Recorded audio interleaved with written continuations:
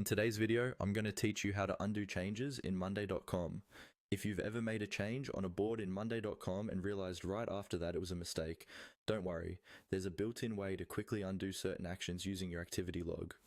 In this walkthrough, I'll guide you through exactly where to find it, what you can undo, and a few tips to make sure you feel confident using this feature. First, make sure you're logged into your Monday.com account and looking at your workspace. At the top of the screen, you'll see a row of icons, including your profile icon near the Invite button. This profile icon is usually a small circle with your initials or profile picture. Move your cursor to that area and click on the profile icon beside Invite. This opens a small menu related to your personal account settings and recent activities. From here, you want to locate your activity log. The activity log is essentially a history of actions you've taken in your account, such as editing items, changing statuses, or updating text fields. Once the activity log is open, you'll see a list of recent actions, usually in chronological order, with the most recent changes at the top. Now, carefully scan through this list to find your activity you want to undo. Take your time here, especially if you've been making a lot of updates.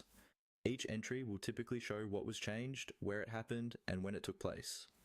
This context is really helpful to make sure you're selecting the correct action, so you don't accidentally revert something you actually meant to keep. Once you have identified the exact change you want to roll back, look to the right side of that specific activity. You should see an option that allows you to revert it. Click on Undo for that activity.